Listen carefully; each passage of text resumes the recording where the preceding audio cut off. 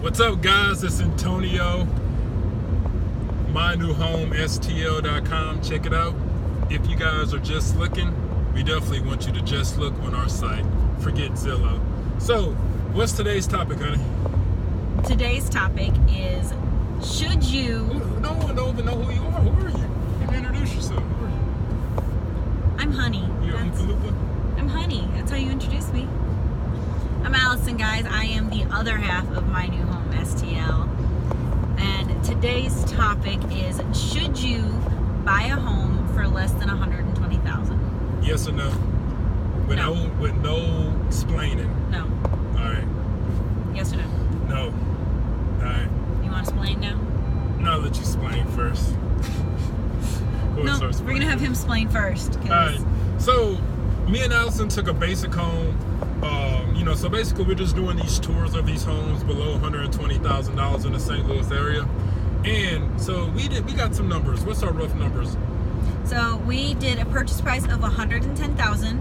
We did 110? Okay. Okay. So $110,000, 3.5% down. That's norm, by the way. That's if you don't qualify for like VA where there's no percent down, that's norm, 3.5. Yeah, that's the minimum you can do. That's the minimum. So 3.5% down, 4.75% interest rate, $1,200 in annual taxes, $1,200 for insurance, plus your PMI. Right. And your monthly payment is $793. So it's $800. Now the question is going to become, can I rent someplace for $800? The majority of these houses are two bedroom, one bath. Can I rent someplace for $800? That's a 2-1. Yes. In the city. Yes. Yes. In the county. Yes. Yes. But depending on the county, you might pay a little bit more. You're not going to get any new product for $800 a month. No Class A commercial. You're going to get Class B and Class C for that price point. Now, why would you advise someone not to buy a house in that range? Well, first and foremost, when you become a homeowner, you take on way more responsibility than you probably anticipated. If you're going to spend $800 a month, you might as well rent. Because, one, you don't have to worry about taxes. Yeah, right. You don't have to worry about insurance, PMI. You might have to have renter's insurance, but that's oh my goodness, that's like $15 a month. That's $300 a year. Anyway, you don't have to worry about maintenance. You don't have to worry about, well, you do have to do the yard. You gotta keep the yard. You don't? An apartment? If you're if you're renting a house, but if you're in an apartment, you don't have to worry about any upkeep. You don't have to worry about none of that. Most apartment complexes now as well have some kind of gym or pool or some kind of workout facility on property, so you don't even have to go worry about a gym membership. You can work out at your apartment building. But the biggest thing for me when it comes to renting is freedom. When you are purchasing a home, you are locked in for 30 years. This is a 30-year mortgage that we did, by the way, not 15. You're locked in for 30 years. You need to move. You need to get out. You got married. You need a bigger house. You got kids. You need a bigger house. You have to now sell that home. And depending on where the market is at that time, you may end up losing money on the deal. No, you will lose money on the deal. So with renting, you typically are locked in for a year, and then after that it's month by month. So if you're in there for 5 years and all of a sudden they say, hey, you have to transfer to this area and we need you there in the next month, you can move out.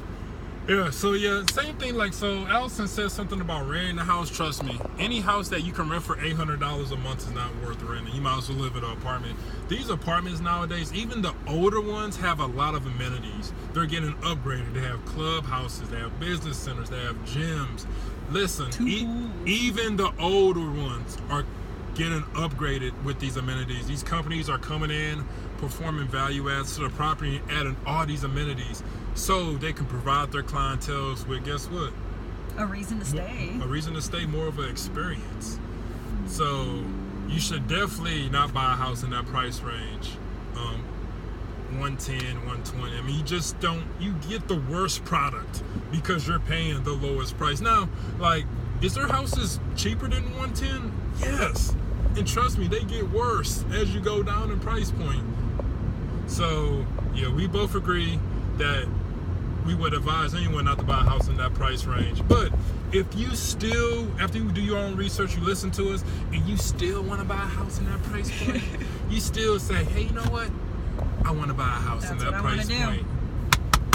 We go find you the best house in that price point for you and your family. Any closing remarks? Make sure you do your research. Do lots and lots of research. Ask questions. You got questions and you don't know where to go to get them? Come to us. Because if we don't have the answer right away, we're going to find the answer for you. And also, by the way, Allison, I totally forgot. The maintenance part is really key. Coming up with the down payment. So I would probably assume if you don't have the down payment, you're not going to have the closing either. So there's a lot of down payment assistance programs. That means you have zero money for maintenance. So let's just say something happens. So you move in and 6 months later, your refrigerator breaks. Let's say the refrigerator breaks. Let's say the roof come off. Like, I don't care what type of house you got. Any roof is going to be at least $4,000. No matter if it's, whatever. So, kind of want to go through those decisions deep down with yourself. Don't let buying a house, you do not want to let emotions get the best of you when it comes to your number one expensive purchase of your life. That is probably my biggest closing remark. I think I said that wrong, but they know what I mean. That is my biggest closing remark. There you go. When you purchase a home, it's not an emotional purchase, guys. Take emotion out of it, because I understand that you want a home that you can raise a family in, and you want a nice looking house and all those sorts of emotional things. True. That's great, but remember that this is not an emotional purchase. You going out and buying a pair of boots, that's emotional, but I don't need those. You have to remember that you are investing a lot of money into this home, not just for the purchase, but for maintenance, for upkeep, for taxes, yearly expenses. So, and by the way, if you're going to be stuck, you might as well be stuck in a really nice house. And with that being said, that's all we got to say. We'll talk to you later.